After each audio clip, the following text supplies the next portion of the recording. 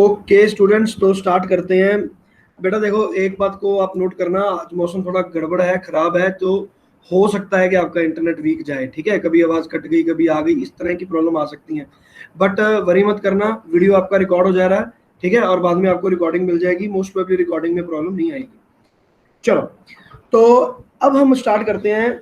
दो हमारे जो गेट्स जो हैं, हमारे तीन नए गेट्स हैं, और गेट्स हैं। दो गेट्स हमने कल कर लिए थे, एक कर लिया था और गेट सबसे पहले, नंबर 2 वाज एंड गेट, वो दोनों हमने कर लिए।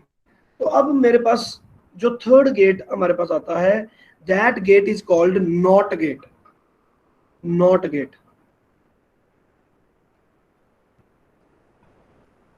Not gate. तो नॉट गेट बिल्कुल ही गड़बड़ गेट है। ठीक है, तो नॉट गेट का क्या सिस्टम होता है कि भी ये जब, जैसे माधवन का मैंने कल एग्जांपल लिया था, मान लो माधवन में गुस्सा आ गया, पापा ने बोला कि मूवी जाना है, तो माधवन ने बोला कि मुझे नहीं जाना। मैं तो नहीं जाऊंगा। ठीक है ना, तो ये वो वाला गेट है। लो जी, लक्ष्य भी आ गया। ठीक है, तो नॉट गेट वो गेट है कि अगर आपने अपने पापा से पूछा कि मूवी जाऊं, और आपके पापा ने बोला कि हाँ जाओ, तो माधवन ने बोला कि नहीं जी मुझे नहीं जाना। और जब पापा ने बोल दिया कि बेटा जाना नहीं है movie, I I don't allow you to go, और माधवन कहता है मैं तो मूवी जाऊंगा, तो ये जो गेट है, इस गेट को हम बोलते हैं नॉट गेट। ठीक है, तो चलो जी, नॉट गेट के बारे में देखते हैं। अब सिंपल बात है, मैं डायरेक्ट बुलियन अलजेब्रा पे जंप करूंगा। तो नॉट गेट को y इज इक्वल टू ए बार लिखा जाता है। बेटा देखो, एक इनपुट है और एक ही आपके पास आउटपुट है, तो यहां पर क्या आएगा, one input and one output. One input and one output का मतलब हो गया कि, मतलब जैसे एंड और में थे मेरे पास दो थे। ठीक है, तो दो जनों से हमने बात की थी, लेकिन अभी हमने क्या करना है, सिर्फ एक ही जन से पूछना है, जो उसने बोल दिया उसके अपोजिट ही काम करना है। ठीक है, तो वो चीज को हम कैसे करेंगे, तो बुलियन अलजेब्रा के according this is how we show these things. Now number 2 B is के इसका सिंबल क्या है हमारे पास।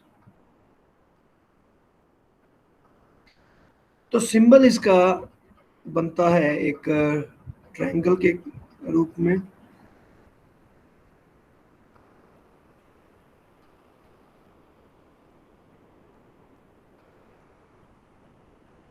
ये बनता है ऐसा, यहाँ पर आउटपुट आ गया और यहाँ पर आपके पास इनपुट आ गया, और इसमें यहाँ पर एक छोटी सी ऐसे करके राउंड भी होता है।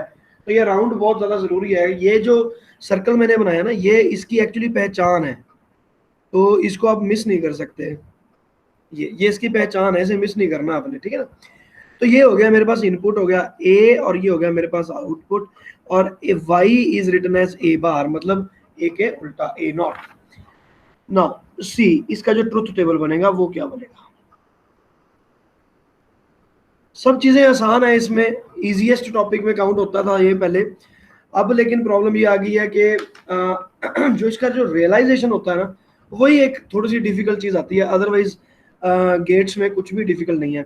तो ट्रुथ टेबल आ गया, तो मेरे पास यहाँ पर दो ही कॉलम बनेंगे, एक बनेगा ए, एक बनेगा वाई, और यहाँ पर मेरे पास सिर्फ दो ही इनपुट है, 0 और 1, तो यहाँ पे बनेगा 1 एंड 0। That's it. तो ये एक छोटा सा बन गया मेरे पास ट्रुथ टेबल।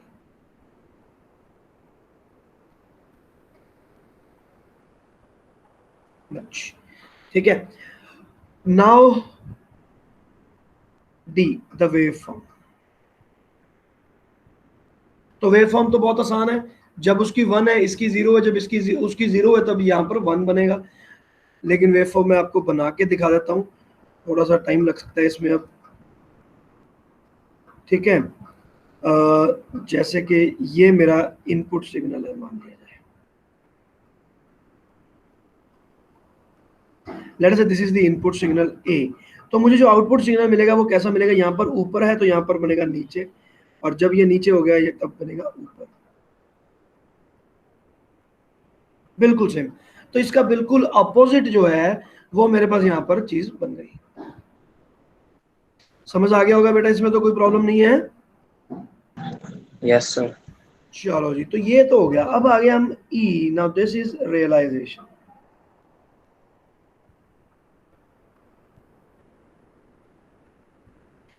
इसको समझना थोड़ा सा गड़बड़ है, थोड़ा ध्यान देना पड़ेगा।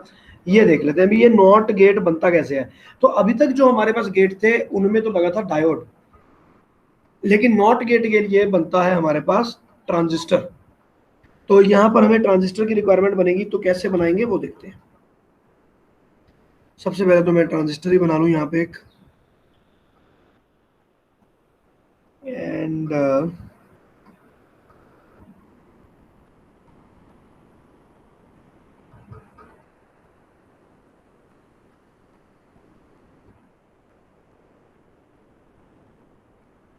ये मेरे पास बन गया एक ट्रांजिस्टर, और ये बना मेरे पास एनपीएन, एनपीएन ट्रांजिस्टर। ओके, अब देखो आप, अब ये एनपीएन ट्रांजिस्टर हो गया, इसके 3 जंक्शन जो होते हैं वो मैंने बना दिए हैं। अब आपको पता ही है ये क्या क्या है। ये मेरे पास हो गया इमिटर, ये है मेरे पास बेस, और ये है मेरे पास कलेक्टर। अब इसकी हमें वर्किंग भी पता है कि भाई जो आपका ई और बी वाला जो है उसको आप फॉरवर्ड बायस कर दो, और दूसरे वाले को अगर आपने कॉमन बेस बनाना है या कॉमन मीटर बनाना है उसके अकॉर्डिंग हम इसको कर सकते हैं फॉरवर्ड बायसिंग और रिवर्स बायसिंग।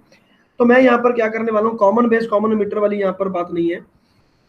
ये जो मेरे पास आ गया ई जंक्शन, इसको मैंने डायरेक्ट यहाँ पर अर्थिंग कर दी इसकी, ठीक है ना। अब ये इसको मैं फॉरवर्ड बायस करना चाहता हूँ ई को, ये वाले को। तो यहाँ पर मेरे पास आ गया एन, तो ऑब्वियसली यहाँ पर एन मतलब यहाँ पे नेगेटिव रहेगा या फिर यहाँ पर जीरो रहेगा, और दूसरी तरफ मुझे पॉजिटिव देना पड़ेगा, तभी ये फॉरवर्ड बायस होगा, नहीं तो ये वाला जंक्शन फॉरवर्ड बायस नहीं हो पाएगा। तो फॉरवर्ड बायस देने के लिए हमने किया यू, यहाँ पर मेरे पास एक लगेगा resistor, this resistor will be known as RB, and this point is called A।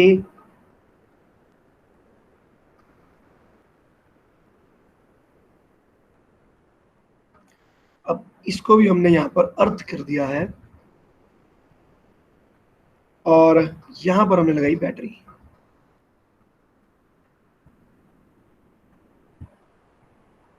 Late से 5 वोल्ट, ठीक है ना, बुक्स में 5 वोल्ट लिखा होता है इसलिए हम भी 5 वोल्ट ही लिख देंगे।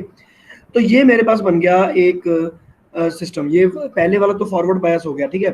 प्रॉब्लम ये है कि जब मैंने इसको यहाँ पर जीरो, ये जीरो दे दिया और ये जीरो दे दिया, एक्चुअली में मैंने इसको कनेक्ट नहीं किया, ठीक है। तो जरूरी नहीं कि यहाँ पर कनेक्ट हो रहा है कि नहीं हो रहा है, ये कहीं और भी कनेक्ट भी हो सकता है। एक्चुअली में वायर शो की जा सकती थी कि इसका जितना वोल्टेज पोटेंशियल है इसका भी उतना ही पोटेंशियल है, तो एक तरह से इनको हम जोड़ सकते हैं, और मैं कॉमन बेस भी ये क्रिएट कर सकता हूँ। लेकिन फिलहाल मैं कर नहीं रहा हूँ, मैंने इसको अर्थिंग कर दी, इसको अर्थिंग कर दी। मैं बाद में बताता हूँ आपको क्यों किया हमने ऐसा। अब इसके बाद मैं यहाँ पर गया, तो यहाँ पर मुझे रेजिस्टर लगाना है,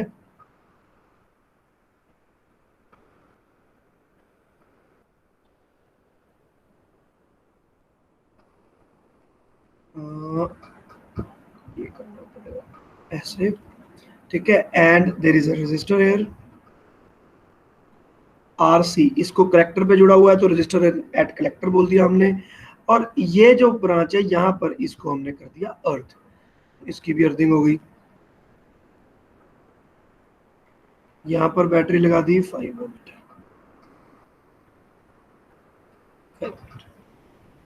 तो अब आप देखोगे, अब यहाँ पर हमने इसको रिवर्स बायस में लेकर जाना था, तो क्या ये एक्चुअल में रिवर्स बायस में गया कि नहीं गया।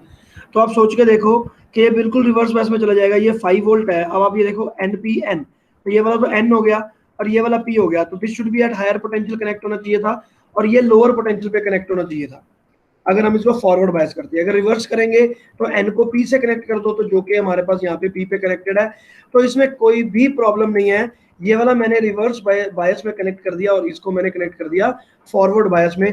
बट क्या ये एक्चुअल में रिवर्स बेसिस है कि नहीं, वो हमें देखना होगा। वो हमें पता चलेगा यहाँ से कि भी इसको आपने कितनी वोल्टेज दी है, वहां से हमें पता चलेगा कि ये वाले जंक्शन को आपने रिवर्स बायस दिया कि नहीं दिया। तो यहाँ पर मेरे पास ए स्विच लगा हुआ है। Now there are 2 options here. तो पहली एक ऑप्शन है मेरे पास कि मैंने ए को स्विच ऑफ रखा हुआ है, तो ए स्विच ऑफ का मतलब है कि मैंने इसकी यहाँ पे अर्थिंग कर दी डायरेक्ट, मतलब मैंने बैटरी से कनेक्ट नहीं किया। This is the first option,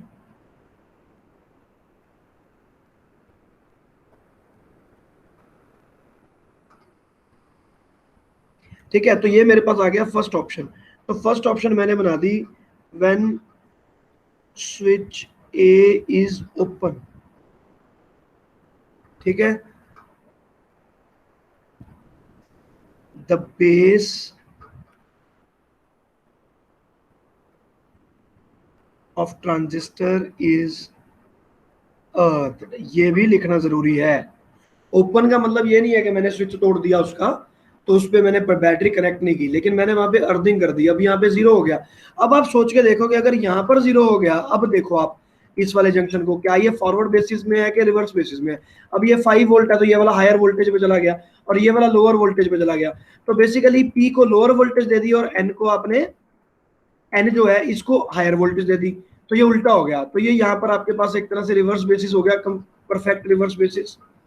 ये मेरे पास हो गया 0 वोल्टेज और यहाँ पर मेरे पास क्या बन गया, हायर वोल्टेज, और ये है एन। तो एन को मैं अगर नेगेटिव से कनेक्ट करता, लोअर पोटेंशियल से कनेक्ट करता, फॉरवर्ड बायस होता, तो ये परफेक्ट मेरे पास यहाँ पर हो गया रिवर्स बायस। तो मैं यहाँ पर लिख देता हूँ BC इज रिवर्स बायस।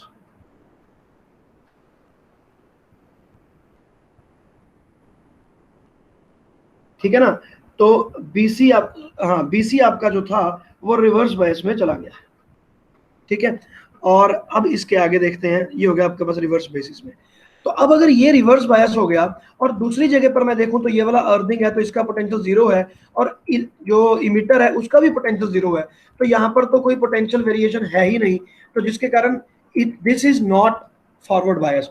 तो मैं यहाँ पर लिखूंगा कि EB is not forward bias.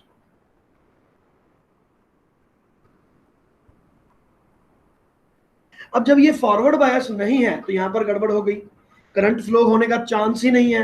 क्यों? क्योंकि भाई यहाँ पर तो आपका रिवर्स बायस हो गया, तो ये वाले इलेक्ट्रॉन तो यहाँ पर जंप कर ही नहीं सकते, मतलब यहाँ पर रिवर्स बायस हो गया, सिर्फ एक ही जंक्शन वर्किंग है, दूसरा जंक्शन वर्किंग ही नहीं है।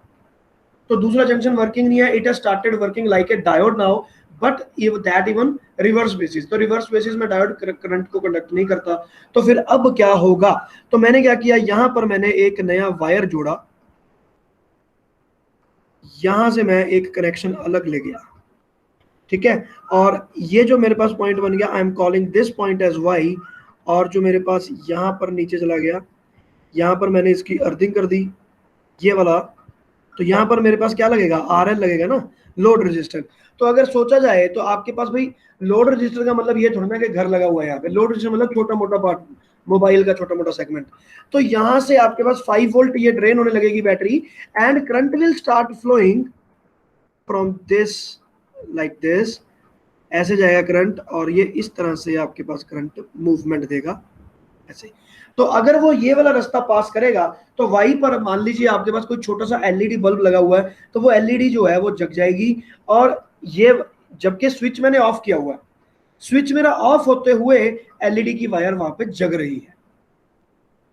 बच्चों बात क्लियर हो गई? Yes sir. चलो ठीक है, अब इसके आगे देखते हैं। बस ये इसका रियलाइजेशन और ये सब यही थोड़ा सा डिफिकल्ट पार्ट है, अगर ये आपने कर लिया तो हो गया फिर तो। लो जी, अब मैं बताता हूँ आपको केस 2। तो केस 2 है मेरे पास, जब मैंने स्विच को क्लोज कर दिया है, ठीक है, अब स्विच ए को क्लोज कर दिया तो 5 वोल्ट बैटरी लग गई वहां पे, तो इसको मुझे मिटाना पड़ेगा। लो जी, तो अब ये ए पॉइंट जो है वो मेरा कनेक्टेड है, अब ये कनेक्ट हो गया जी। और क्या क्या चेंजेस हो जाएंगी यहाँ पे, तो मैं ये करंट की सारी डायरेक्शंस को मैं चेंज कर देता हूँ।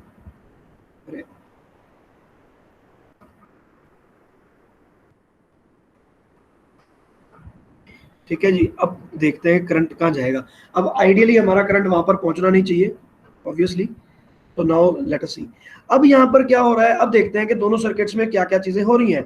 अब इसको अगर मैंने यहाँ पर 5 वोल्ट दे दिया तो इसको मैंने पॉजिटिव कनेक्ट कर दिया, तो P की जो कंडीशन थी वो पूरी हो गई, और E को लोअर पे था, N था तो लोअर पे रखा, तो BE आपका फॉरवर्ड बेसिस में हो गया यहाँ पर। नाउ BE तो आपका हो गया फॉरवर्ड बेसिस, और रहेगी बात आपकी CB की, कलेक्टर और बेस की। तो कलेक्टर बेस की अगर मैं बात करूं तो ये यहाँ पर कनेक्टेड है, ठीक है, और यहाँ पर मेरे पास ये बैटरी कनेक्टेड है, तो ये इसको एन को इन्होंने दे दिया 5 वोल्ट और इन्होंने यहाँ से 5 वोल्ट दे दिया, इसको भी 5 वोल्ट। तो बेसिकली अगर सोचा जाए तो यहाँ पर गड़बड़ हो जाती है, दोनों के पास में पोटेंशियल सेम मिल सकता है, सेम हो भी सकता है और नहीं भी, it will depend upon the value of RB and RC. ठीक है, कि कितना पोटेंशियल ड्रॉप हुआ, करंट कहाँ से पास हुआ, किधर से कैसे गया। लेकिन अब यहाँ पर हमने क्या सिस्टम बनाया कि ये जो सिस्टम, ये जो मेरे पास बन गया काइंड ऑफ, ये एक फॉरवर्ड बायस आएगा, वेट ए मिनट, ये आ गया मेरे पास पी। तो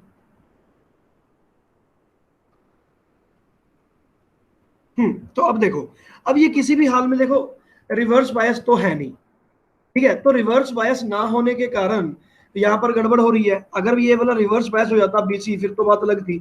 मैंने आरसी और आरबी की वैल्यू इस तरह से चूज की कि मेरे पास जो यहाँ पर वोल्टेज है और जो यहाँ पर वोल्टेज है, इनके कारण बीसी भी फॉरवर्ड बायस हो गया, इसको भी मैंने फॉरवर्ड बायस बना दिया,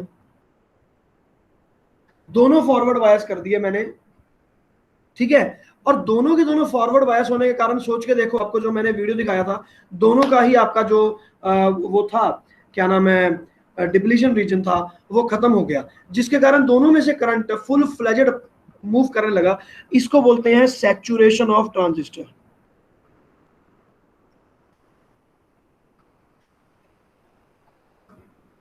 सैचुरेशन का मतलब ये कि भाई जहां पर रिवर्स बेसिस होना चाहिए था वहां पर भी फॉरवर्ड हो गया, और जहां पर फॉरवर्ड था वहां पर फॉरवर्ड है ही, तो करंट को कोई भी प्रॉब्लम हो ही नहीं रही फ्लो करने के लिए। All the electrons will flow to the positive terminal like this, भाग के जाएंगे और सारे के सारे इलेक्ट्रॉन इसके अंदर चले जाएंगे। तो इसका मतलब ये हो गया the current will now flow like this, यहां से करंट आएगा और करंट इस वाई के अंदर जाने की बजाय, क्योंकि यहाँ पर आपका रेजिस्टेंस है, तो यहाँ पर वो चीज नहीं है, यहां से वो इसके अंदर अट्रैक्ट हो जाएगा, it will move like this. Circle इसका पूरा हो गया, और इधर से जो मेरे पास इमिटर करंट है, it will start flowing like this, क्योंकि ये भी फॉरवर्ड बायस है। तो ये करंट यहां से ऐसे जाएगा और एक करंट यहां से ऐसे जाएगा, तो ये दोनों के दोनों करंट आपके इधर चले गए। वो इतने अच्छे से इधर चले गए कि आपके पास जो वाई है, इस तरफ आपके पास कोई भी करंट नहीं गया, जिसके कारण आपकी टोटल वैल्यू क्या हो गई, 0 हो गई। ट्रांजिस्टर लगाने का हमें यहाँ पर फायदा क्या हुआ? अब आप कहोगे कि sir current and electricity principle के अकॉर्डिंग चले, तो ये बात हमें हजम नहीं हो रही। क्यों? क्योंकि अगर यहाँ पर हाई पोटेंशियल और यहाँ पर अर्थिंग है, या जहाँ पर चाहे अगर रेजिस्टेंस भी है, तो भी ये करंट इस वायर के अंदर एंटर तो करना ही चाहिए। ये क्यों नहीं कर रहा? ये इसलिए नहीं कर रहा बेटा, क्योंकि यहाँ पर होल्स की एक अपनी डिमांड है। हमने यहाँ पर ट्रांजिस्टर लगाया, ट्रांजिस्टर लगाने के कारण होल्स और फ्री इलेक्ट्रॉन का एक कॉम्बिनेशन हमने सेट किया है। वो कॉम्बिनेशन को वो लोग ब्रेक नहीं कर सकते, दे कांट मूव अवे, कि वो होल खाली रह जाएगा। होल एक समय पर खाली है तो दूसरे समय पर होल को भरना जरूरी है, कोवेलेंट बॉन्डिंग वाला होल है, तो उसको कभी ना कभी तो भरना तो पड़ेगा ही, जिसके कारण ये जो इलेक्ट्रॉन है वो एक्चुअली इसमें मूव नहीं कर सकते, उनको इधर ही मूव करना पड़ेगा। तो ये मेरे पास बन गया काइंड ऑफ इसको अब देखो, ये कॉमन बेस एनपीएन ट्रांजिस्टर ही बन गया। आप सोच के देखो, ये वाली वायर को मैं यहाँ पर कनेक्ट कर सकता हूँ और ये वाली वायर को भी मैं यहाँ पे कनेक्ट कर देता हूँ, तो मेरे पास एक कॉमन बेस ट्रांजिस्टर ये बन जाएगा। ये बात क्लियर होगी बेटा? बोलो, इसमें कोई डाउट है तो पूछो।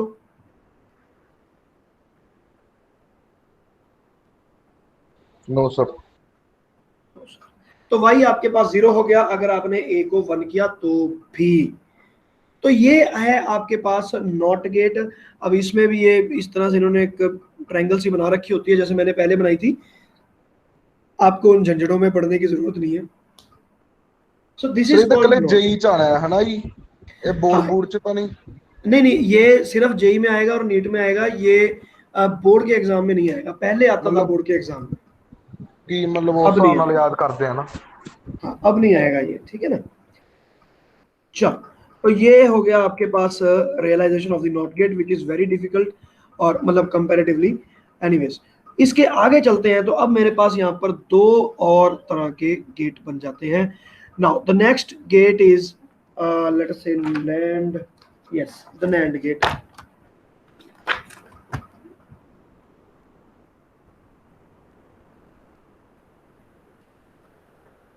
अब NAND गेट क्या होता है, अब हम इस चीज को देखेंगे। देखो, NAND gate basically combination of gates है। इसमें हमारे पास रियलाइजेशन का कोई डायग्राम नहीं होगा, इसलिए डोंट वरी। तो नैंड गेट हमारे पास क्या होता है, दो गेट्स को यूज करके आता है, ठीक है। तो this is the combination of two gets.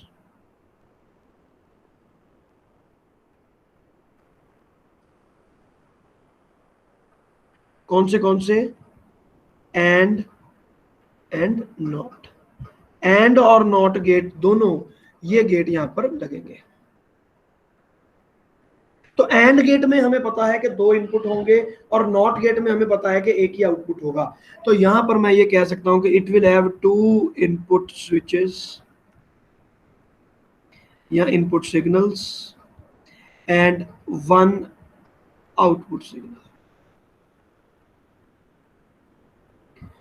ठीक है ना। अब जैसे मान लो आपके पास इलेक्ट्रॉनिक्स इंजीनियरिंग है, अब इलेक्ट्रॉनिक्स इंजीनियरिंग में जाके अगर आपने कोई मोबाइल बनाया या कोई आपने चीज बनाया, जैसे इंजीनियरिंग कॉलेज में ऐसे कंपटीशंस होते हैं, जैसे कि रोबोट बनाना है, that robot should move on this line and all that kind of thing.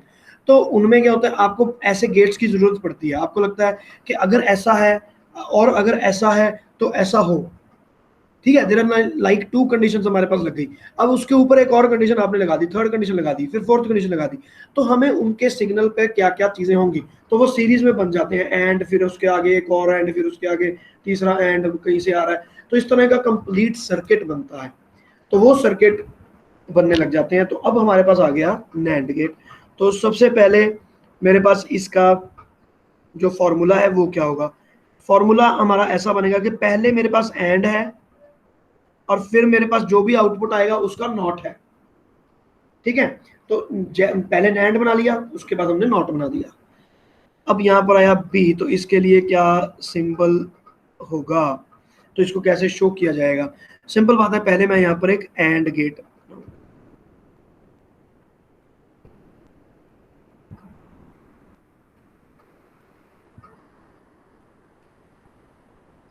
Like this. तो ये मेरे पास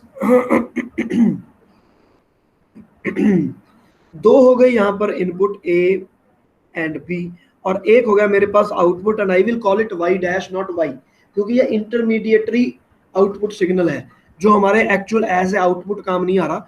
इसके बाद मैंने यहाँ पर क्या किया, एक नॉट गेट लगा दिया। तो नॉट गेट मैं ऊपर से कॉपी कर लेता हूँ, नॉट गेट बनाने में बड़ा टाइम लगेगा।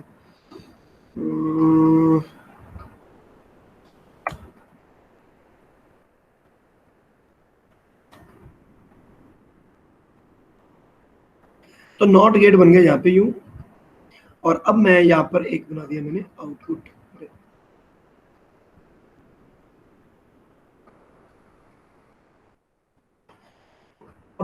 यहाँ पर मेरे पास बना real output and I have named it why.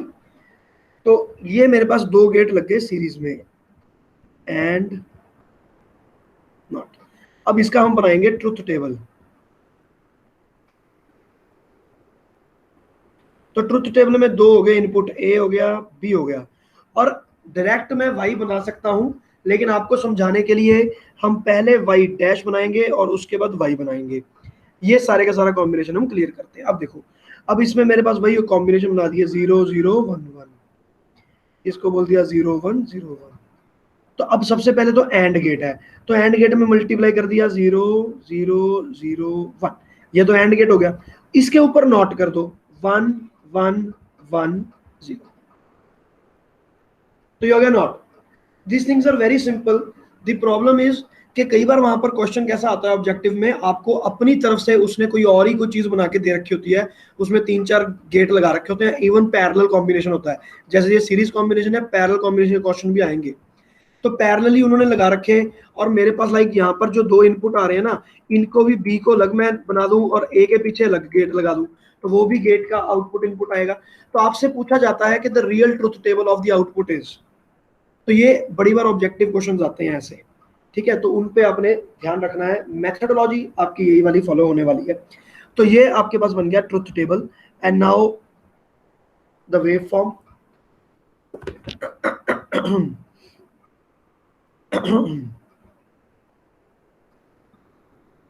Now wave form, what is wave form. अब इसकी वेव बनाएंगे, दो हमें सिग्नल बनाने पड़ेंगे। तो यहां से यूं देखो मैं एक्चुअली ये चूज क्यों करता हूँ, क्योंकि मैं उसको 50-50 काटने की कोशिश करता हूँ, तो इसलिए हमेशा इतना सा लंबा बना लो कि उसको हाफ कर पाऊँ। और दूसरे को अब एक तो ये वाली वेव फॉर्म हो गई, और दूसरे की कोई भी रैंडम वेव फॉर्म बनानी है, उसका इसके साथ कोई ताल्लुक नहीं होता बेटा, इस बात को याद रखना। तो वो एक रैंडम वेव फॉर्म है, you can create it any wave, कोई भी। तो मैं जनरली क्या करता हूँ, इसका हाफ करके ही क्रिएट करता हूँ।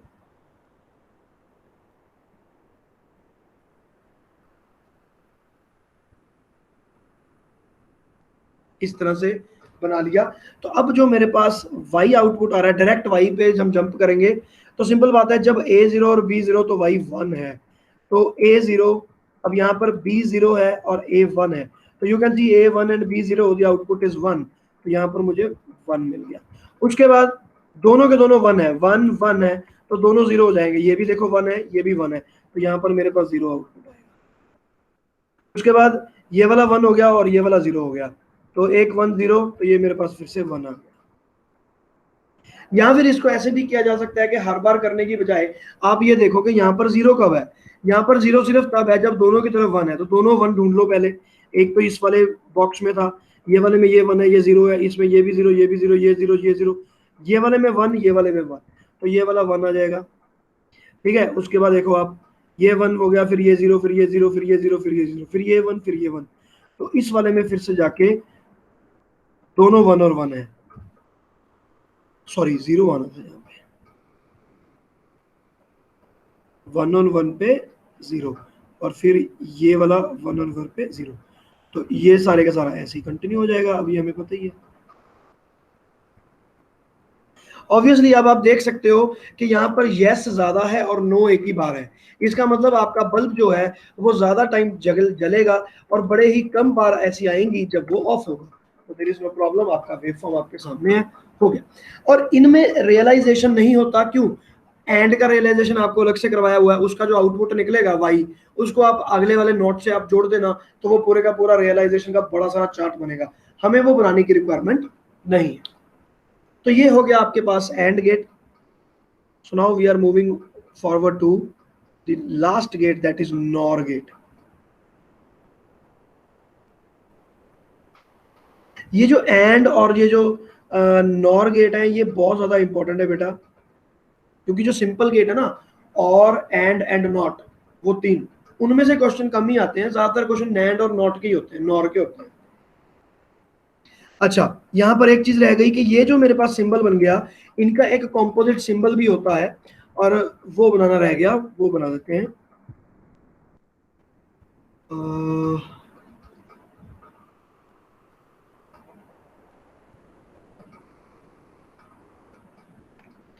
मैं बनाता हूँ, उसको हम कैसे बनाएंगे, एंड जो है इसको कॉपी करेंगे पहले, ये बन गया एंड, और नॉट का जो सर्कल है छोटा सा, वो आप इसके नोज पे आपने लगा दिया। यहाँ पर मेरे पास क्या हो गया, दो इनपुट बन गए ए और बी, और एक आउटपुट बन गया Y dash. This is how we show the NAND gate.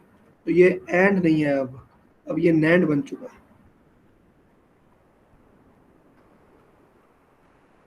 This is NAND. समझ में आ गया बेटा? चलो जी, अब चलते हैं हम नॉर गेट। तो नॉर गेट भी मेरे पास वही कॉम्बिनेशन है, तो इसमें नॉर गेट किसका किसका कॉम्बिनेशन है, और नॉट। तो यहां पर भी हमारे पास यही आएंगे कि 2 इनपुट सिग्नल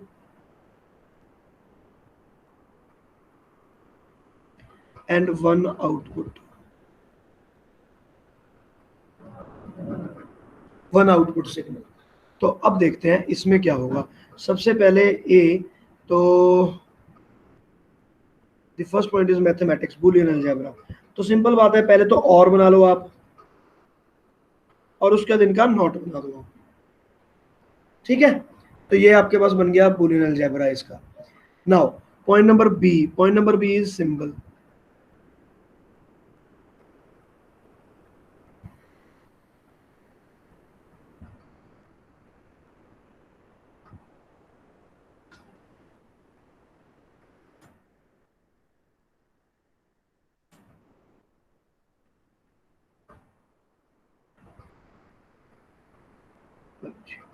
तो अब इसमें हमने क्या करना है, कुछ चेंजेस कर देनी है। और यहां पर बनेगा पहले बात तो यहां पर मेरे पास गेट कैसा बनेगा,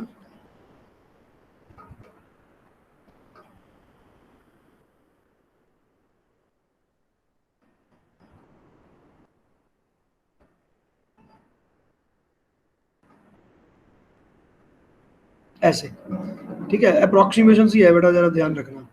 ये बन गया मेरे पास और गेट, ठीक है। और गेट के आगे अगर नॉट लगा हुआ है तो वो बन जाएगा नॉर, तो ऑब्वियसली इसको भी मुझे रब करना पड़ेगा। तो यहाँ पर मेरे पास आ जाएगा वही वाला सिस्टम, इसको ऐसे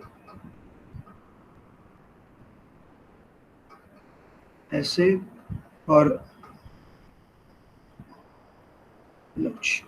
तो ये मेरे पास बन गया नॉर गेट, ठीक है ना। ये मैं यहाँ से हाथ से बना रहा हूँ ना यहाँ पे, तो थोड़ा सा प्रॉब्लम आ रही है। आप जब कॉपी पे बनाओगे प्रैक्टिस कर लेना, ठीक से बने, अच्छा बने, ठीक है ना, कोई गलत ना बने, टीचर को ये ना कह सके कि ये थोड़ा ना होता है।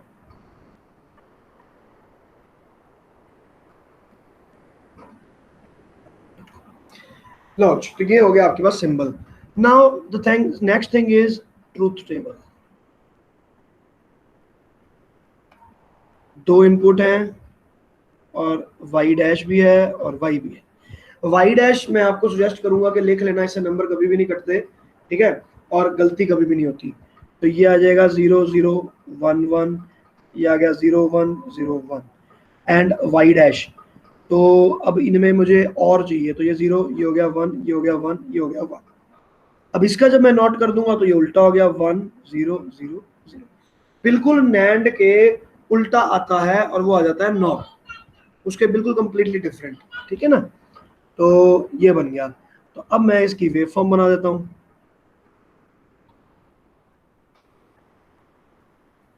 ठीक है। और वेव फॉर्म बनाने के लिए भी बड़ा टाइम लग जाता है यार। हालो इसको यहाँ से,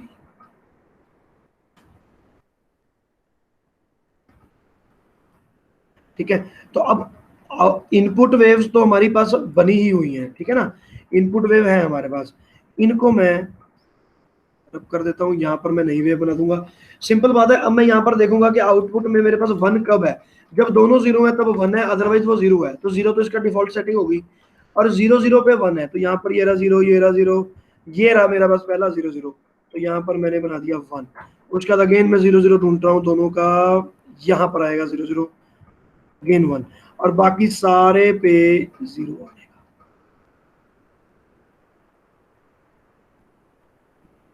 लो बात बन गई आपकी, ठीक है ना। जब दोनों 0 हैं तभी ये 1 आएगा और तभी यहाँ पर 1 आएगा, अदरवाइज आपके पास 1 नहीं आएगा। तो ये कंप्लीट आपके पास हो गया नॉर, और ये वाला जो था ये आपके पास आएगा नेट,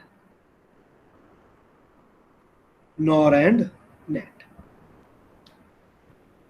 बच्चों हो गया, ठीक है। तो इसमें तो कोई प्रॉब्लम होनी नहीं चाहिए। So with this we have actually completed your chapter, the chapter of semiconductor. एक चीज बची है, वो मैं आपको बता देता हूँ, यूनिवर्सल गेट्स।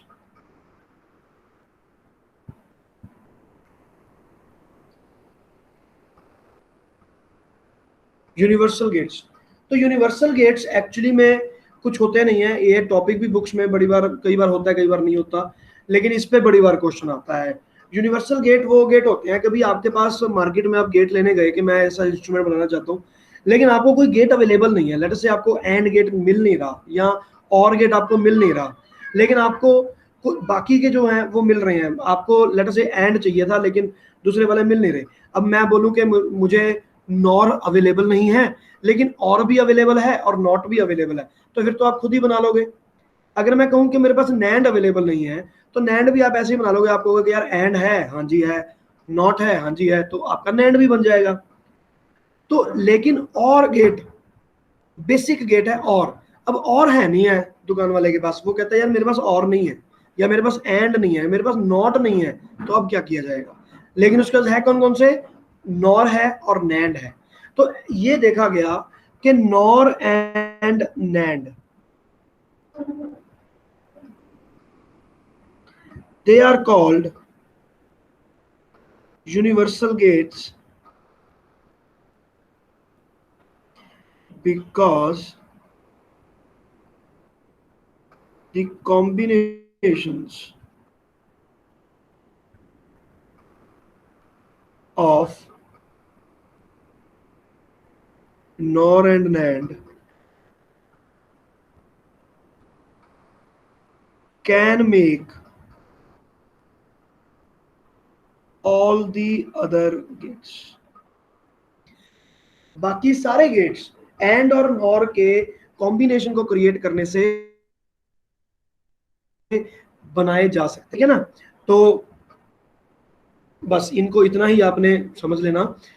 इसके बाद कॉम्बिनेशंस भी होते हैं, लेकिन उस कॉम्बिनेशंस आपको इंटरनेट पे सारे के सारे कॉम्बिनेशन मिल जाएंगे, लेकिन उसमें जाने की रिक्वायरमेंट नहीं है, ठीक है ना। अब उसमें जाने की हमें कोई रिक्वायरमेंट नहीं पड़ेगी, क्योंकि अगर आप उसमें जाओगे तो there will be many combinations, ठीक है, बहुत सारे कॉम्बिनेशन होंगे, तो उनको समझने में थोड़ी टेंशन भी आएगी, तो तकलीफ होगी, उसको वहां पर जाने की रिक्वायरमेंट नहीं है। सिर्फ इतना बात आप जान लो कि NOR and NAND are known as universal gates, that is sufficient. अगर आपको उससे ज्यादा फाइंड करना हो तो आप इंटरनेट पे सर्च कर सकते हो, आपको पूरे का पूरा कॉम्बिनेशन मिल जाएगा, लेकिन वो इतने सारे होंगे कि उसमें आप देख ही नहीं पाओगे कौन सा करें या कौन सा ना करें।